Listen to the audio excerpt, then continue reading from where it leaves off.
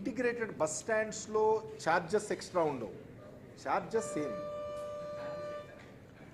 Special services వేరు. అంటే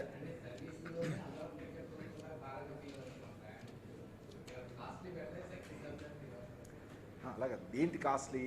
passenger integrated costly కాదు, ఆ ఫెసిలిటీస్ ఉంటాయని చెప్పాను. బస్ ఛార్జెస్ ఇంటిగ్రేటెడ్ బస్ స్టాండ్లో సెపరేట్ ఛార్జెస్ ఏముండవు. ఫెసిలిటీస్ బాగుంటాయని, మోడర్న్ ఫెసిలిటీస్ ఉంటాయి, కొత్త బస్ స్టాండ్ కొత్త ప్రిమిసెస్ ఉంటుంది. సో బస్ ఛార్జెస్ సేమ్ ఉంటాయి. మనం ఏంటంటే ఉన్న స్పేస్ని ఎఫెక్టివ్గా యూటిలైజ్ చేసుకుని దాని మీద ఏమైనా ఎడిషనల్ యాక్టివిటీ అండ్ ఇన్కమ్. ఇప్పుడు ఒకటేంటి, సపోజ్ తిరుపతిలో మనం ఆల్మోస్ట్ స్టార్ హోటలు, తర్వాత convention centre, office space, commercial space, multiplexes, mall, ఈ టైప్లో మనం డిజైన్ చేస్తున్నాం. సో దానివలన యాక్టివిటీ కూడా ఇంప్రూవ్ అవుతుంది, చాలా జాబ్స్ వస్తాయి, ఎకనామిక్ యాక్టివిటీ ఇంప్రూవ్ అవుతుంది. మనకి ఆర్టీసీకి అంటే ఏమీ ఇన్కమ్ లేని ల్యాండ్ నుంచి కొంత ఇన్కమ్ ఎక్స్ట్రా రావడానికి అవకాశం ఉంటుంది. సో అంతేగాని బస్ ఛార్జెస్ ఇప్పుడు మేము మంచి ఎన్విరాన్మెంట్ ఇచ్చాం కాబట్టి ఎయిర్పోర్ట్స్లో ఇచ్చినట్టు పాసింజర్ సర్వీస్ ఫీ అని పిఎస్ఎఫ్ అని వాళ్ళు కలెక్ట్ చేస్తారు, అలాంటిది ఏమీ కలెక్ట్ చేయం. So it is normal charges only.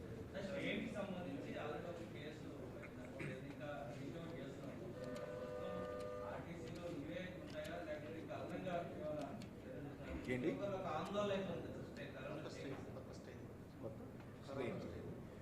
Yeah అంటే ఇప్పుడు C we don't have any control on this virus.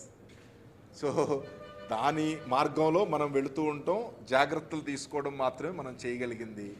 అందుకనే ఎప్పుడైనా ఇప్పుడు పాజిటివ్ వచ్చిన వాళ్ళు అదర్ కంట్రీస్ నుంచి వచ్చిన వాళ్ళు కానీ, అదర్ కంట్రీస్ నుంచి వచ్చిన వాళ్ళతో ప్రైమరీ అండ్ సెకండరీ కాంటాక్ట్స్ కానీ,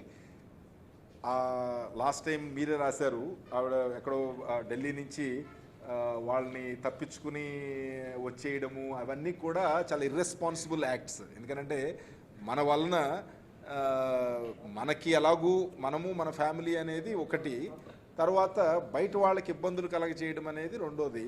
అది అలాంటిది అవాయిడ్ చేయాలి. అందుకనే వ్యాక్సిన్ వచ్చినప్పటికీ కూడా అందరూ వ్యాక్సినేషన్ అయ్యేటప్పటికీ చాలా టైం పడుతుంది. కాబట్టి మాస్కులు ధరించడం అనేది, ఫిజికల్ డిస్టెన్స్ అనేది, శానిటైజర్ ఉపయోగించడం, వాష్ చేసుకోవడం హ్యాండ్స్ రెగ్యులర్గా, ఇవన్నీ ప్రతి ఒక్కళ్ళు ఫాలో అవ్వాల్సిందే. ట్రావెల్లో కూడా కంపల్సరీగా ఈ ప్రికాషన్స్ కంపల్సరీగా మాస్క్ పెట్టుకోవడం అనేది కంపల్సరీగా చేయాలి.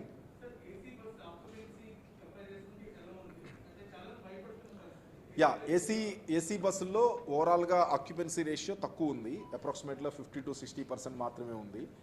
నార్మల్ బస్సుల్లో చూస్తే కనుక 75% దాకా వస్తుంది, ఓవరాల్గా మనకు 71% ఉంది.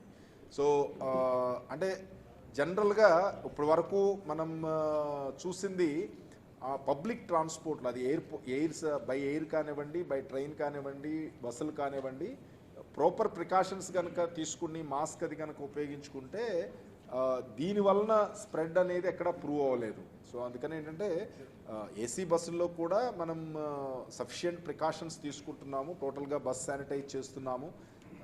అండ్ ఎప్పటికప్పుడు శానిటైజ్ చేసుకోవడానికి ఇప్పుడు ఆల్మోస్ట్ ఒక 5 pouches కూడా మన ఎయిర్పోర్ట్లో ఎలా అయితే ఇస్తున్నారో ఆ టైప్లోనే మనం కూడా ఇస్తానికి ఏర్పాటు చేస్తున్నాము. సో మన ప్రికాషన్స్ మనం తీసుకుందాము.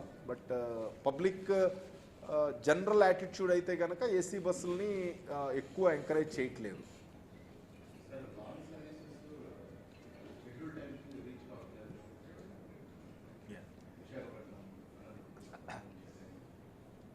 యా అంటే ఇప్పుడు బేసిక్ ఏంటంటే కొంచెం ఇవన్నీ కూడా డెఫినెట్లీ స్ట్రీమ్ లైన్ చేయాల్సిన అవసరం ఉంది. మనం కూడా ఆల్మోస్ట్ దాని మీద ప్రత్యేకంగా శ్రద్ధ పెట్టడం జరిగింది. ఒకటి డిపార్చర్ పంక్చువాలిటీ. అసలు ఫస్ట్ డిపార్చర్ పంక్చువాలిటీ ఉంటే కనుక అరైవల్ పంక్చువాలిటీ ఉండడానికి అవకాశం ఉంది. సో డిపార్చర్ పంక్చువాలిటీ కూడా ఇంప్రూవ్ అవ్వాలి. సో అరైవల్ పంక్చువాలిటీ కోసం డిఫరెంట్ ప్రాబ్లమ్స్ ఉన్నాయి. అంటే మన అందరికీ చూసాము, ఆల్మోస్ట్ టోల్ గేట్స్ చాలా ఎక్కువైపోతున్నాయి. సో ప్రతి టోల్ గేట్ దగ్గర ఇప్పుడు ఫాస్ట్ ట్యాగ్ ఉన్నప్పటికీ కూడా ఆల్మోస్ట్ ప్రతి చాట ఒక 10-15 minutes చాలా టోల్ గేట్స్లో వెయిట్ చేయాల్సిన పరిస్థితి ఉంది.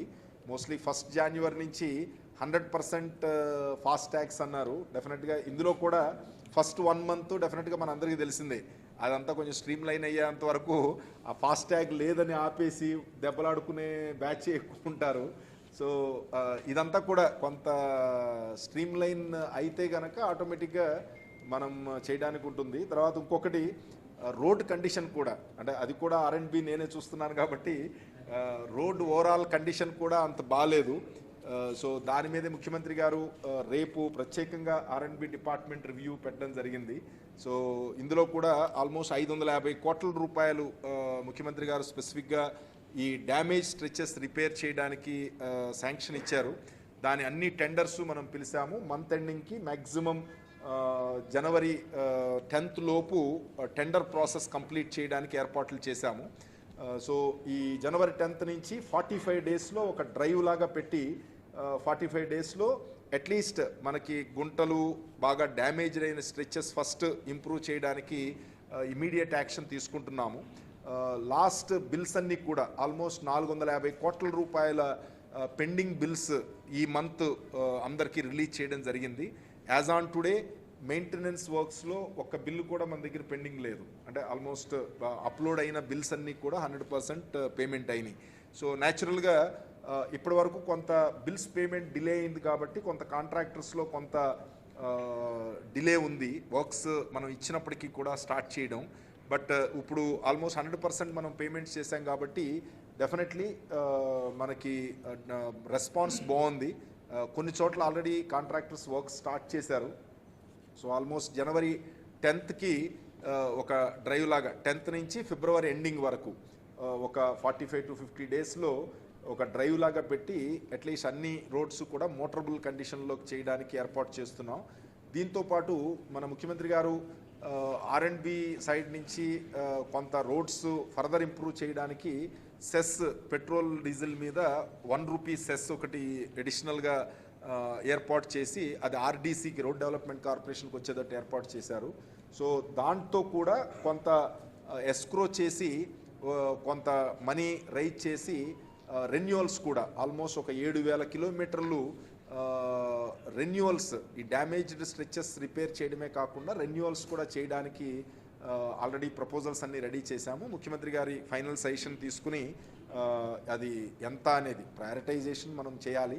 సో ఫైనల్గా ఎంత బడ్జెట్ ఇస్తారనే దాని మీద మనం ప్లాన్ చేసి హై ట్రాఫిక్ కారిడార్స్ ఫస్ట్ ఫేజ్లో ఇంప్రూవ్ చేయడానికి యాక్షన్ తీసుకుంటున్నాం. సో డెఫినెట్లీ ఈ యాక్టివిటీ వలన కూడా బస్సెస్ పంక్చువాలిటీ డెఫినెట్గా ఇంప్రూవ్ అవుతుందని ఎక్స్పెక్ట్ చేస్తున్నాం.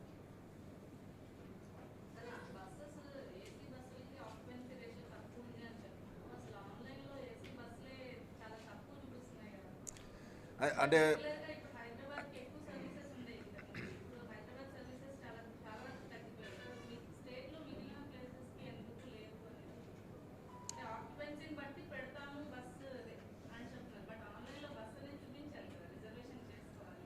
ఇప్పుడు సర్వీసెస్ ఎన్ని రన్ చేస్తున్నాం అంటే 330 బస్సెస్కి 180 బస్సెస్ మనం ఇప్పుడు రన్ చేస్తున్నాం ఏసీ.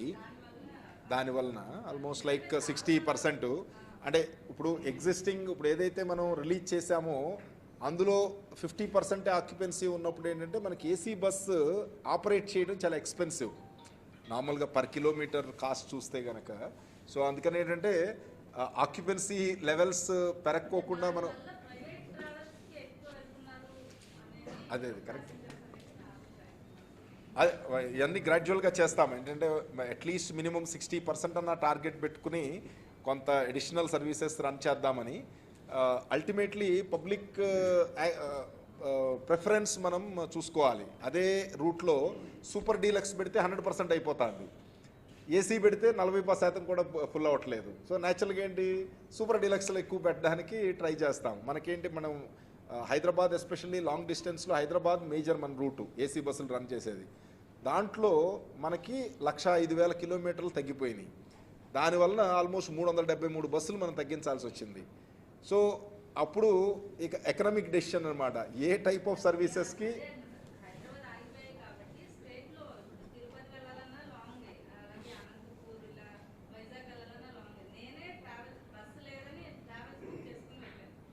యా ఈ 370 కరెక్టే చేస్తున్నాం. అంటే 373 రూట్స్ ఏదైతే మనం తగ్గించాల్సి వచ్చిందో బస్సెస్ అవన్నీ లాంగ్ డిస్టెన్స్ ఇంటర్నల్గా లాంగ్ డిస్టెన్స్కి అడ్జస్ట్ చేశాము. సో అవన్నీ కూడా ఆల్మోస్ట్ ఒక 15 డేస్ బ్యాక్ మనం ఆర్డర్స్ ఇచ్చాము. సో అవన్నీ కూడా రీస్టోర్ అయితే కనుక ఆటోమేటిక్గా ఇది అవుతాయి. మనకు ఇప్పుడు డాల్ఫిన్ క్రూయిజ్ అని ఆల్మోస్ట్ ఒక 18 బస్సులు కూడా తీసుకున్నాం. వాటిని కూడా లాంగ్ డిస్టెన్స్ ఎక్కడి నుంచి ఎక్కడికి రన్ చేస్తే నడుస్తాయి అని తిరుపతి రన్ చేసాము, సక్సెస్ అవ్వట్లేదు. కర్నూలు చేస్తున్నాం, అంటే వైజాగ్ నుంచి డిఫరెంట్ ఏరియాస్కి ట్రై చేస్తున్నాం. అల్టిమేట్లీ పబ్లిక్ యాక్సెప్టబిలిటీ ఉండాలి, అఫోర్డబిలిటీ ఉండాలి. ఇప్పుడు మనం ఒకటి కంఫర్టు, రెండోది అఫోర్డబిలిటీ. అదే న్యాచురల్ కదా, ఇప్పుడు ఎవరైనా ఇప్పుడు దాన్ని ఎవరు మనం అందుకనే ప్రజలకి ఏమి రిక్వైర్మెంట్ ఉంటుంది అనేది ఎప్పటికప్పుడు చూసుకుంటూ ముందుకెళ్తుంది తప్ప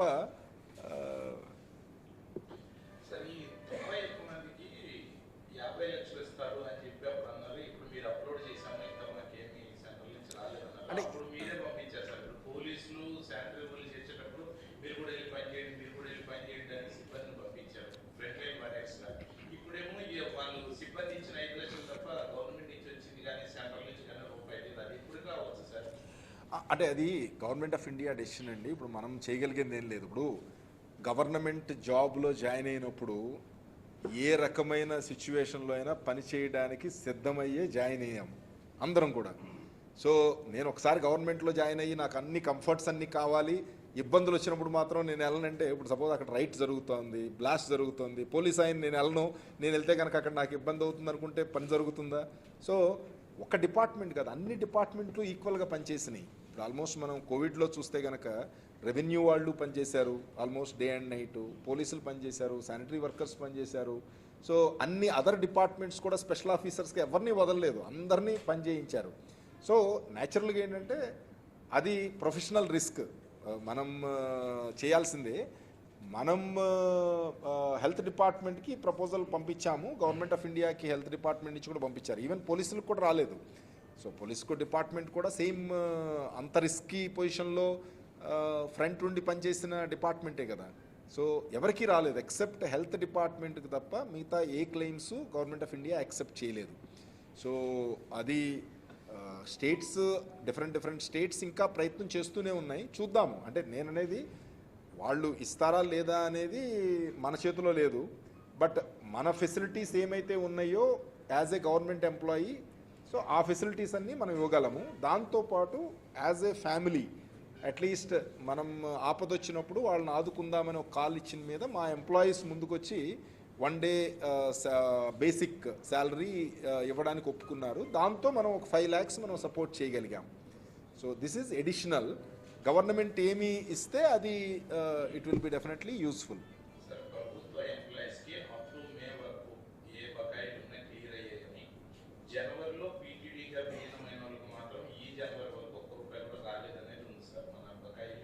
అంటే రిటైర్మెంట్స్ ఏవైనా సార్ రిటైర్మెంట్స్ కానీ అరియర్స్ ఏమున్నా కూడాను అప్ టు మే వరకు గవర్నమెంట్ ఎంప్లాయీస్ క్లియర్ అయిపోయి పీటీడీ వాళ్ళు జనవరిలో జాయిన్ అయినా కూడా వీళ్ళు ఇప్పుడు సాధారణ మరణాలు ఉన్నాయి సార్. 91 ఉంటే ఒక 60-70 సాధారణ మరణాలు కూడా ఉన్నాయి కదా సార్. అవి ఏమీ రాలేదు అనేది ఉంది సార్. దానికి తోడు ఇప్పుడు మనం 3 లక్షల కిలోమీటర్లు ఈ ప్యాసింజర్లను తరలించమంటున్నారు. 52 బస్సులు దీన్ని కోవిడ్కి పెట్టామంటున్నారు. ఈ డబ్బులు ఆర్టీసీకి వచ్చాయా సార్? టోటల్గా అంటే ఫార్చునేట్గా ఏంటంటే టోటల్గా 100% అమౌంట్ మనకి ఎస్డిఆర్ఎఫ్ నుంచి ఇచ్చారు. 15 కోట్లు ఒరిజినల్గా సిఎంఆర్ఎఫ్ నుంచి ముఖ్యమంత్రి గారు ఇనీషియల్గా పెట్టినప్పుడు మనకి ఇబ్బంది ఉంటుందంటే సిఎంఆర్ఎఫ్ నుంచి 15 కోట్లు ఇచ్చారు. మిగతాదంతా కూడా ఎస్డిఆర్ఎఫ్ నుంచి స్టేట్ డిజాస్టర్ రిలీఫ్ ఫండ్ నుంచి 100% రీయింబర్స్మెంట్ సెంట్రలైజ్డ్గా వచ్చేసినాయి. సో అదొక పాజిటివ్ థింగ్. లేకపోతే కనుక అది చాలా డిస్ట్రిక్ట్స్ నుంచి కలెక్ట్ చేసుకోమంటే చాలా ఇబ్బంది అయ్యేది.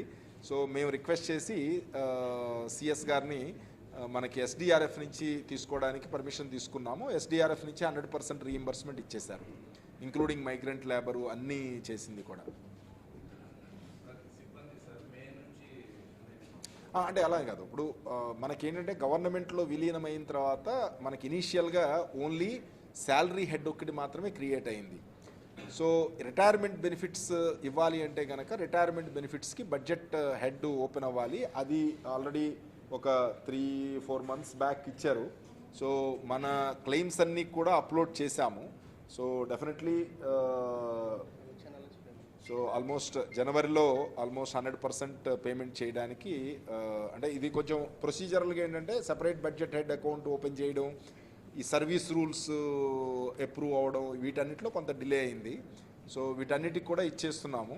తర్వాత ఆ రిటైర్డ్ అయిన వాళ్ళందరికీ ఆర్టీసీలో ఏదైతే రావాలో ఎక్సెప్ట్ గ్రాట్యుటీ ఒకటి గవర్నమెంట్లో ఏమొస్తుంది,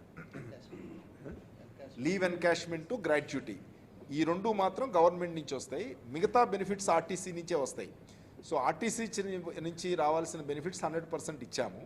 సో వాళ్ళకి 2013-14 ఈఎల్ బాండ్స్ కొన్ని ఇంతకుముందు ఆర్గనైజేషన్ ఇచ్చింది, అవి పిఆర్సీ ఎరియర్స్ 2017లో ఏప్రిల్ నుంచి రావాల్సింది 2019లో పిఆర్సీ ఫైనలైజ్ అయింది కాబట్టి ఆ మధ్యలో ఉన్న పీరియడ్కి సంబంధించిన ఎరియర్స్ అది ఇప్పుడు ఇస్తున్నాం. ఇప్పుడు ప్రతి మంత్ మనకి ఎంతైతే సర్ప్లస్ ఉందో సీనియారిటీ ప్రాతిపదిక మీద 2017 ఏప్రిల్లో జాయిన్ అయిన వాళ్ళకి ఫస్ట్ రిటైర్ అయిన వాళ్ళకి, తర్వాత మే, అలా 1 by 1 మంత్ క్లియర్ చేస్తున్నాం. అవుట్సోర్సింగ్ ఎంప్లాయీస్ మొత్తం 6,700 మంది ఎంతో ఉంటే 4,500 మంది ఇప్పుడు వరకు తీసుకున్నారు సార్. ఈ బస్సుల సంఖ్య పెరిగే కొద్దీ వాళ్ళు మళ్ళీ మిగతా వాళ్ళు తీసుకునే అవకాశం ఉంటాయి ఇప్పట్లో. యా, ఇప్పుడు ఆల్మోస్ట్ 5,200 మెంబర్స్ దాకా ఉన్నారు already on rolls. So balance కూడా మనకి రిక్వైర్మెంట్ని బట్టి డెఫినెట్లీ ఇంతకుముందు ఉన్న సేమ్ స్టాండర్డ్లోనే తీసుకుంటాం జరుగుతుంది. సో వీళ్ళకి తర్వాత ఆఫ్ కాస్ట్లో కూడా మనం ఆర్గనైజేషన్స్ ఇప్పుడు గవర్నమెంట్ 100% అయిపోయినాయి. సో ఆఫ్ కాస్ట్లో వీళ్ళని ఎంటర్ చేయడం, ఇప్పుడు మన కార్పొరేషన్స్ను యూనివర్సిటీస్ ఇవన్నీ ఇప్పుడు స్టార్ట్ చేస్తున్నారు. సో దాని ప్రకారమే మనం వాళ్ళకి కూడా అదే రకమైన ఫెసిలిటీ ఇస్తాం జరుగుతుంది.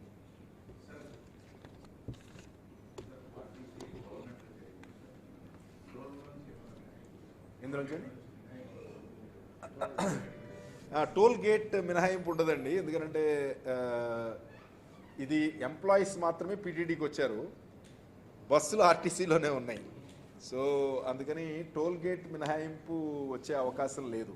ఎందుకంటే టోల్ గేట్స్లో ఎగ్జంప్టెడ్ లిస్ట్లో ఈవెన్ గవర్నమెంట్ వెహికల్స్ కూడా యాజ్ ఆన్ టుడే లేదు.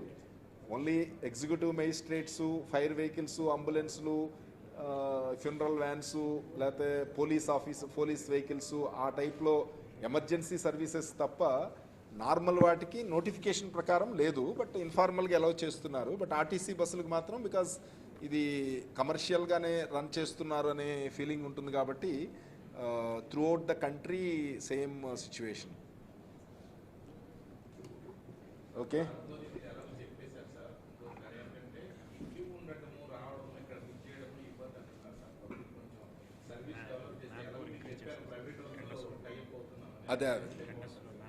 అదే ఇప్పుడు యా అదే ఇప్పుడు టెండర్స్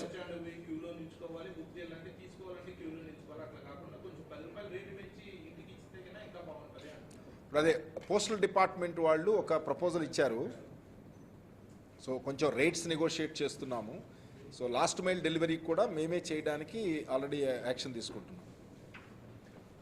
సో థ్యాంక్ యూ అండి. Join for lunch. అందరూ లంచ్కి జాయిన్ అవుతున్నారు.